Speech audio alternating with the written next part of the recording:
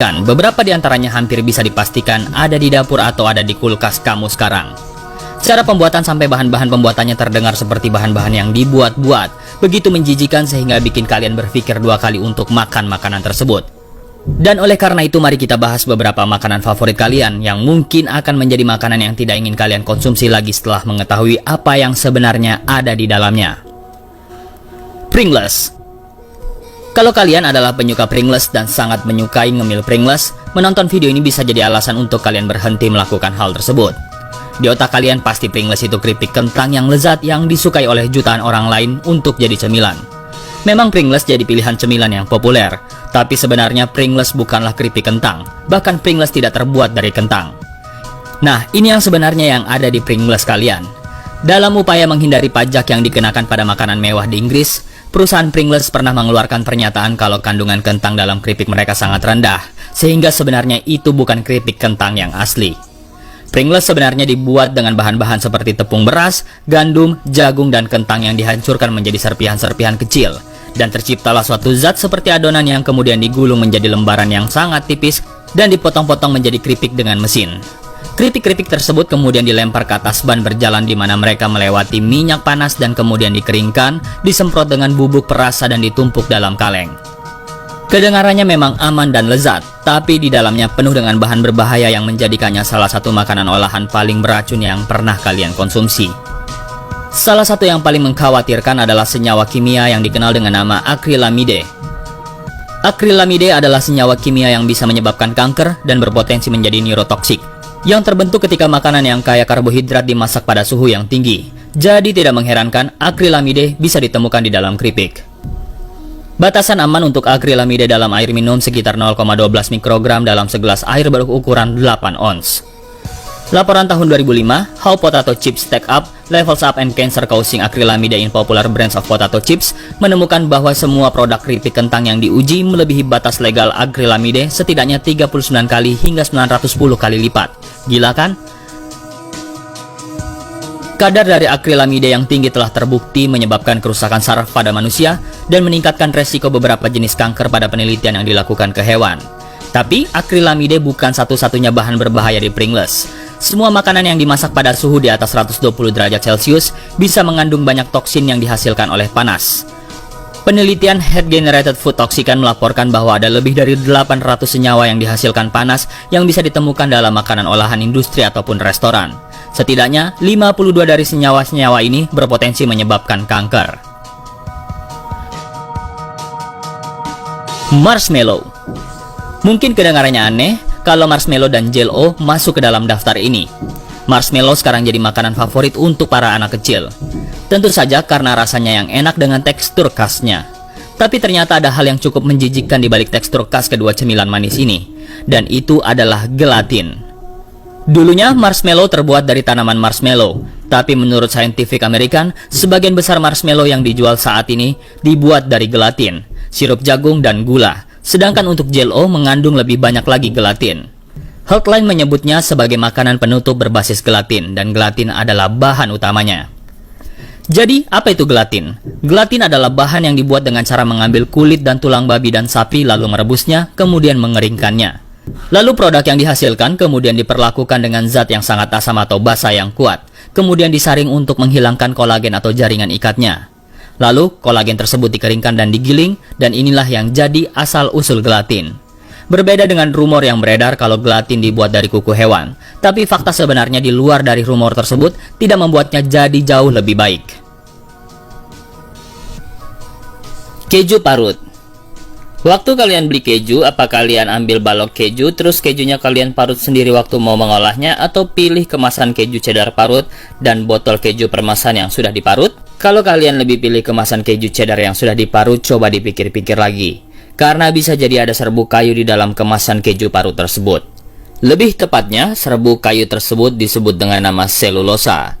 Dan menurut Bon Appetit, serbuk kayu ini sering ditambahkan ke keju parut untuk mencegah produk tersebut menggumpal. Selulosa memang digunakan dalam banyak hal dan ini aman dan sah saja secara hukum. Lagi pula ini bertujuan agar keju tidak menggumpal. Terus apa yang jadi masalahnya? Pertama, Kalian sedang ditipu. Meskipun kemasan tersebut mungkin mengklaim kalau kalian membeli keju parmesan asli 100%, sebenarnya produk yang kalian dapatkan bukan murni keju parmesan. Dan masalah ini cukup serius, sehingga muncul tuntutan hukum yang diajukan terkait hal ini. Perusahaan di balik merek Castle Cheese dijatuhi denda sebesar 500.000 dolar Amerika Serikat karena salah menyebutkan keju mereka. Karena pada dasarnya, mereka menambahkan selulosa dan keju cheddar ke keju parmesan mereka, tapi lupa untuk mencantumkannya di label. Tidak heran kalau selulosa adalah bahan pengisi yang sangat murah yang memungkinkan perusahaan memperbanyak produk mereka dan bisa menghasilkan keuntungan yang sebanyak-banyaknya. Jadi kalau mau keju yang benar-benar asli, mending kalian beli balok keju aja dan kalian parut sendiri. Keju. Untuk membuat keju, pembuat keju harus membuat susu membeku lalu menjadi gumpalan. Menurut New England Cheese Making Supply Co., hal ini dilakukan dengan menggunakan enzim yang disebut dengan rennet atau renin. Dan rennet atau renin berasal dari enzim yang disebut chymosin yang terdapat di lapisan perut kambing, anak domba atau anak sapi, tapi bukan sembarangan kambing, anak domba atau anak sapi. Enzim ini hanya bisa diambil ketika hewan tersebut masih mengkonsumsi susu secara eksklusif, yang berarti mereka masih cukup muda untuk menyusui. Enzim chymosin adalah enzim yang memungkinkan bayi hewan bisa mencerna susu induk mereka. Meskipun mereka juga tidak mencatat bahwa industri tersebut tidak membantai bayi hewan secara besar-besaran hanya untuk mendapatkan rennet mereka, tapi biasanya renin diambil setelah hewan tersebut disembelih dan dijual dalam bentuk daging. Ada berbagai jenis rennet atau renin, termasuk yang berasal dari tumbuhan dan yang direkayasa genetik. Tapi FDA tidak mewajibkan para pembuat keju untuk mencantumkan jenis rennet yang mereka gunakan di label produk mereka. Dan tentu saja semua orang menyukai keju, tapi sayangnya cukup menggelikan. Permen jelly beans. Jelly beans adalah gumpalan-gumpalan manis yang berkilauan, dan saat kita ngomongin kilauannya, mari kita telusuri dari mana kilauan itu berasal. Sebagian besar lapisan berkilau yang ada di permen jelly beans sebenarnya berasal dari shellac. Dan ini adalah bahan yang sama yang telah digunakan untuk memberikan lapisan bening pada perabot kayu selama bertahun-tahun, dan kadang juga digunakan untuk memasang batu permata dan memperbaiki barang pecah.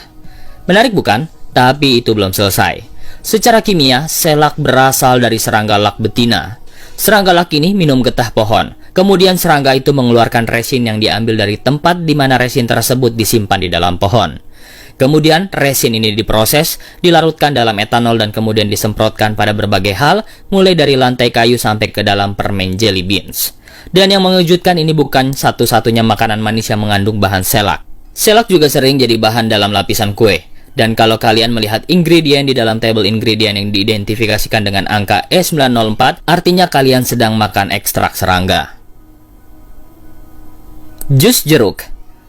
Jus jeruk tidak setiap bulan bisa dipanen. Tapi kenapa jus jeruk selalu ada dan tersedia? Bagaimana bisa? Alyssa Hamilton, penulis buku Squeezed, What You Don't Know About Orange Juice, dan rekannya di Institute for Agriculture and Trade Policy, mengatakan bahwa baik jus jeruk yang diberi label konsentrat ataupun bukan konsentrat, ternyata punya trik tersendiri, yaitu mereka menggunakan paket aroma. Paket aroma yang ditambahkan ke jus jeruk memberikan aroma dan wangi jeruk.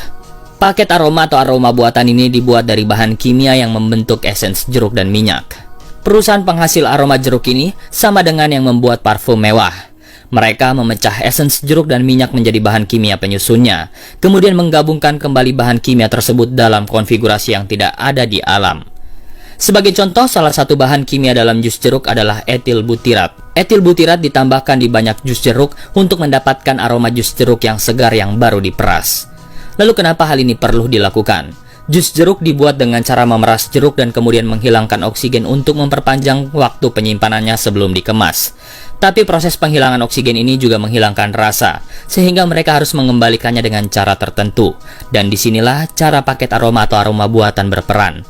Dan yang secara kebetulan membuat satu jenis jus jeruk memiliki rasa yang berbeda dari jus jeruk lainnya. Bikin merinding. Roti kemasan. Kalian pernah mikir nggak kenapa roti yang diproduksi secara komersial dan secara massal bisa bertahan lama di rak supermarket tanpa berjamur? Hal ini bisa terjadi karena sebagian besar roti yang diproduksi secara massal mengandung sesuatu yang disebut dengan L-cysteine, dan disinilah hal yang menjijikan. L-cysteine adalah bahan alami yang terjadi secara alami dan biasanya disintesis dari rambut manusia. Yap, benar sekali, rambut manusia. Dan kamu mungkin saja mengkonsumsinya dalam roti lapis kamu. Vice Media melalui salah satu investigasinya menemukan salah satu sumber L-cysteine paling umum berasal dari salon rambut di Cina. Potongan rambut tersebut kemudian dikumpulkan, lalu dilarutkan ke dalam zat asam, dan L-cysteine dipisahkan dan dikirim ke pabrik roti komersial. Dan ada juga kemungkinan kalau L-cysteine berasal dari bulu babi, tanduk sapi, atau bulu bebek. Jadi pesan kami, baiknya pilih roti yang fresh yang baru saja dibuat dari toko roti asli, bukannya dari roti kemasan. Permen karet. Setelah kalian tahu sebenarnya apa yang kalian kunyah itu, mungkin permen karet akan masuk ke dalam kategori makanan menjijikan buat kalian. Bagian utama dari permen karet adalah basis permen karet, dan pada dasarnya bahan inilah yang membuatnya kenyal dan bisa dikunyah. Basis permen karet adalah komponen dasar dari pembuatan permen karet. Tapi sayangnya produsen permen karet kan nggak punya kewajiban menjelaskan cara pembuatannya. Nah, basis permen karet inilah yang dibuat dengan menggunakan lanolin. Lalu apa itu lanolin? Lanolin adalah zat lilin yang diproduksi oleh bulu domba. Lanolin adalah versi domba dari sesuatu yang juga dimiliki manusia, yaitu sebum. Apakah pernah di hidung kalian tiba-tiba terasa berminyak, berkilau, atau muncul minyak? Nah, itu adalah sebum atau minyak muka. Pada domba, mereka mengeluarkan lanolin sebagai kondisioner wol alami. Lanolin ini membantu menjaga bulu mereka agar tahan air, dan ketika domba dicukur dan wolnya diproses, lanolin tersebut dihilangkan dari bulu tersebut. Lanolin ini bahan umum yang bisa ditemukan di produk seperti lotion dan pelembab, dan tentunya di permen karet juga. Memang secara umum, lanolin dianggap aman. Meskipun instansi kesehatan memperingatkan agar kita tidak mengkonsumsi banyak lanolin, karena bisa menyebabkan keracunan minyak lanolin. Dan juga buat kalian yang sensitif sama bulu-bulu hewan, kalian mungkin bisa mengalami reaksi alergi terhadap lanolin juga. Jadi baiknya harus membatasi kebiasaan.